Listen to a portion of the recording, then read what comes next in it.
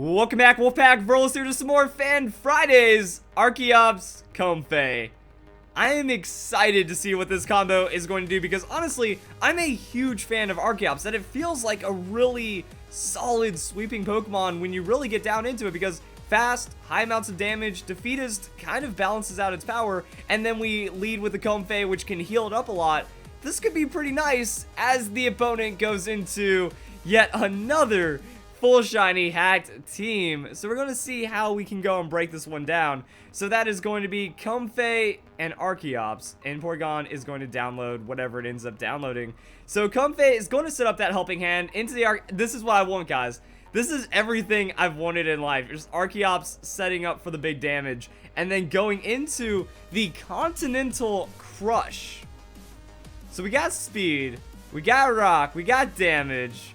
Let's see what's going to happen right now. Is Archeops going to pull out enough damage to do something? It has the helping hand boost. So my guess, if Porygon gets one shot, that's where things get crazy. And Porygon 2 gets one shot. You don't see that every day. So Archeops making it happen on this first turn as we go into Gyro Ball on the Comfey. Well, Comfey somehow survived. Let's say Comfey gets one shot, and then that's going to balance out right there. And Shiny Beast Ball. All of his Pokemon are Shiny Beast Ball, guys. That is hacked right there. And you know how I know it? Because Porygon in a Beast Ball is illegal. So anyone that says his team isn't hacked is just wrong. And I love that we can actually prove that. Oh, that's why it did so much damage. Oh my goodness. Archeops speed. Helping hand head smash. Look at that amount of recoil. Archeops did 200 damage with that hit. And then goes down to the Golem. But wow, alright. Archeops got a 2-for-1 right there. I could see why you would use the Floral Healing into like another head smash or something and just murder everything. Yo, that head smash is OP, guys. And then we Continental Crush, so it has like 200 base power. Comfey has that Draining Kiss, and it looks like it's going to use that priority damage, just get a little bit of damage onto the Drampa. And that's going to soften it up enough for the Primarina. And we're going to see what happens now. So Primarina with that Moonblast, and dang, Drampa's just going to go down. And this guy is getting bodied right now. So Golem with the return. Oh, nice. I really like that. Even though it didn't do anything because, okay, Primarina is a special defense tank, and I love the idea of Walk-In Berry because in double battles, you're going to see Pokemon like the Tapu Koko. You're going to see these electric kind of Pokemon running around, and that's going to lead to some other things. So we have Comfey with the Draining Kiss, and then we just see Rhyperior go for the Earthquake, and the Alolan Golem goes down. Now, this was a really wild battle because Alolan Golem put in the most work and just, like, destroyed everything. It wrecked Comfey. It wrecked the Archeops, it wrecked the Primarina, but then it gets wrecked by the Rhyperior.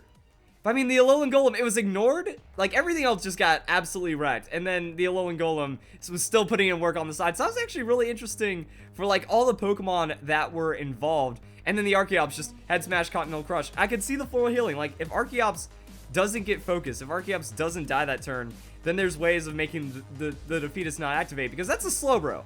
Slowbro shouldn't die that fast. Porygon 2 shouldn't die that fast. So the insane amounts of damage coming out of the Archeops. And now I have to talk about hacking, because I know there's going to be idiots in the comment section defending that guy, saying that he wasn't using a hack team, even though we see the Beast Ball Porygon. It is just a fact that Pokemon is impossible, let alone a shiny Beast Ball Porygon and then a full team of shiny Beast Ball Pokemon. That these things are not common. I don't understand how people can defend full shiny teams because a shiny Pokemon is not supposed to be common. The average non-hacking Pokemon player probably doesn't even have one competitive shiny Pokemon at this point in the game, let alone a full team or a majority of the team. That I have never made an accusation off of just one shiny Pokemon. That's when that team becomes a majority of shiny Pokemon. That's when it's very suspicious, especially when a majority of the competitive Pokemon community hacks their Pokemon. That we, like, it doesn't, like, that's another big thing, is that, okay, shiny Pokemon are not common, and whenever you see a team on BattleSpot, even if it isn't shiny, it's still very likely to be hacked.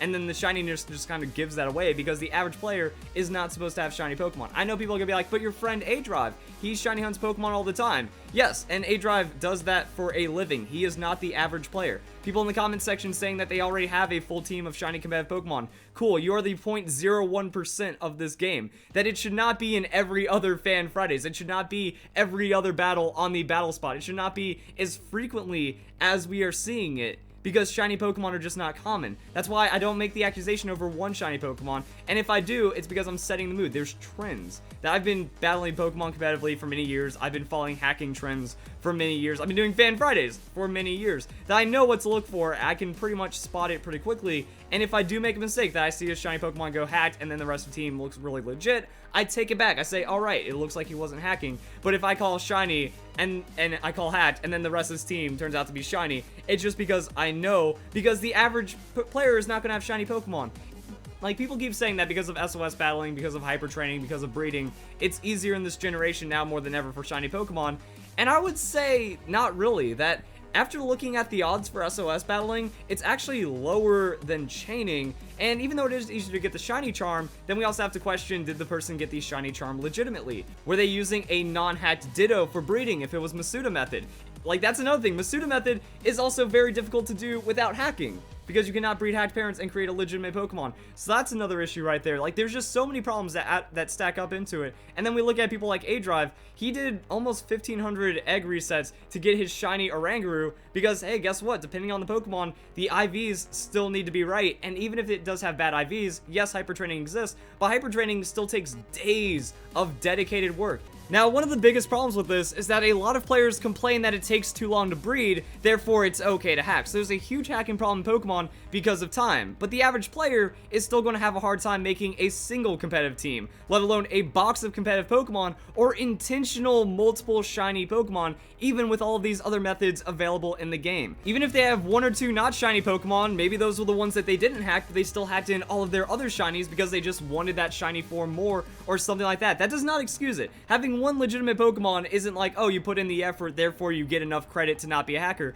No, the second you have any hint of a hacked Pokemon, that is what constitutes cheating, whether or not you've done some legitimate work or not. And even one or two shiny Pokemon is not supposed to be common. We shouldn't be seeing this in every battle. I know a lot of people say, oh, I intentionally find the Fan Fridays with hacked Pokemon.